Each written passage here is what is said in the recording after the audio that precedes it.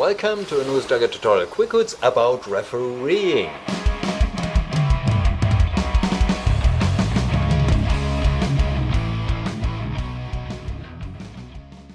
The best Jugger game is the game where you do need no referees at all, but that's not always possible. Considering the number of pitches which you have even at medium-sized tournaments, it's impossible to equip every pitch with sort of professional referees. But we are lucky because we do not need professional referees. No, maybe for finals.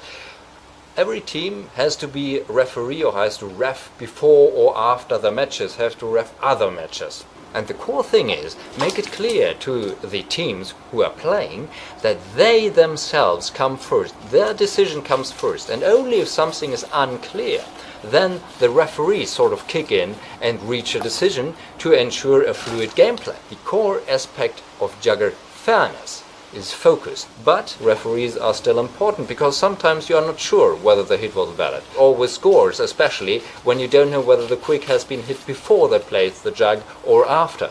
In Germany, a team has created a set of referee guidelines and ideas which you can download on jugger.org.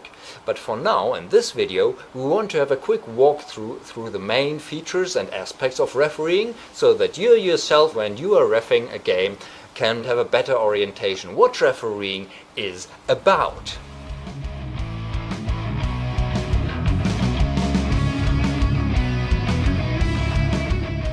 In Germany, we have 4 main referee positions. That's the main referee or head referee, the line referee, and the 2 goal or mount referees.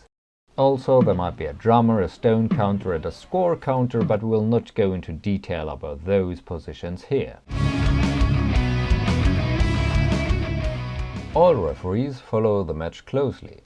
The head referee and line referee are moving along the side lines of the pitch, while the goal referees are moving along their sides of their half of the pitch. Another important task for all 4 referees is keeping an eye on the initial confrontation, while the goal referees follow their teams and mainly judge duels on their side in the center positions, so for example position 3 or position 2, whichever is closer. The line and the head ref judge the duels on their outer positions. Note that the refs may and should enter the pitch if they feel it necessary, but should be very reluctant not to get in any player's way. First of all, let's have a look at the head referee. He or she is making the calls, opening the game by crying 3, 2, 1 Jugger, and in case that the teams take too long to get ready in time, they silently start to count down from 40 stones, call the 20 stones, the 10 stones, and then count down from 5 to 1 after they open the game in any case. As soon as the first team is ready, they count down from 5 stones. When both are ready, they open the game directly. Opening the game is always with 3, 2, 1 Jugger. The head referee is also making the final decision in consensus if anything is unclear. They are supported by the line referee. The line referee is supporting the head referee especially in their half of the pitch, lengthwise, and quite often they are doing the score counting as well. Then there are the 2 goal or mount referees standing on the sideline. Their main job is to signal valid and invalid points. Also, the goal referees do have quite a close look on the line right before the game opens and signal a false start if a team touches their pitch right before the game has been opened by the head referee by crying Jugger. But it's much more than that. It is the job of the goal referees to keep an eye on their half of the pitch, to lend an ear to the side's team and to communicate the referee's decisions to the team.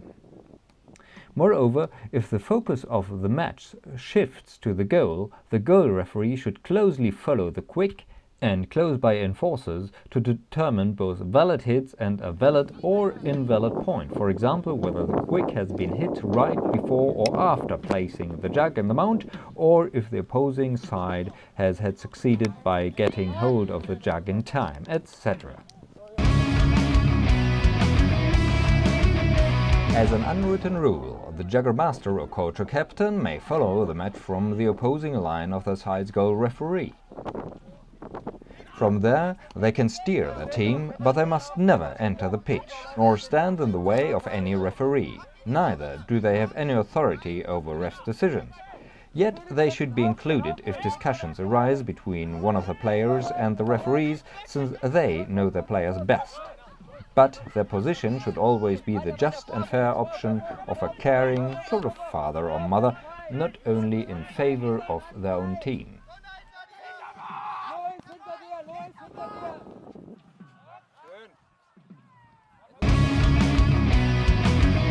Penalties. Generally, referees should keep a low profile and let the players decide by themselves whether it was a valid hit, a double, a head or a hand.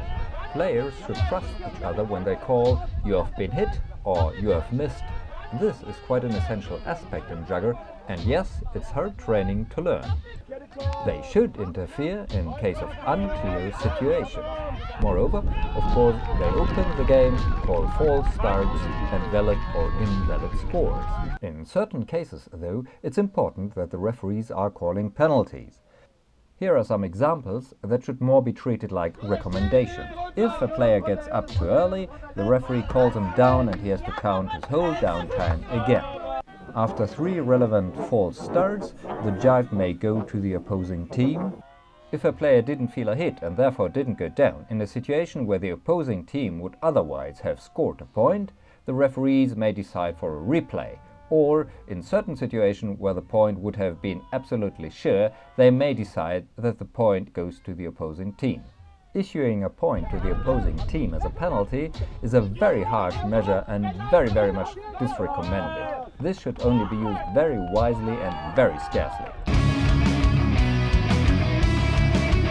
If anything is unclear, the referees should swiftly and directly reach a decision, even if they by themselves are unsure about the situation. Most important is that the flow of the game is kept. Remember, we are not an Olympic discipline and it's not about money here, it's about fun and a fluid game. So the fluidity of the game is most important. And even if you do the wrong decision, in this case, it doesn't matter that much. In case that a discussion arises, then the referees should assemble in the center together only with the concerned players and maybe the team captains, and try to reach a decision or an agreement. In any case, the referees try to reach a decision, and if they can't, the head referee has the final word. Do not let bystanders influence your decision or call out decisions by themselves. If they do so, then you as a referee should clearly and firmly communicate to them that they have to avoid such an unwanted behavior. And remember, even if your position as a referee is widely ignored in the credits of a tournament, you should always keep in mind that your work and your decisions are one of the cornerstones of a good tournament match. And some final advice: don't get into nitpicking or let others get into nitpicking, but have a firm grip, take it easy, and never forget that the rules serve a good, happy and competitive game and the players, and not vice versa. Jugger is about fun. That's it for now. You are most welcome to write down your own local rules for refereeing and your experiences in refereeing in the comments below. See you on the pitch. If you like this video, then you are most welcome to share and like, of course.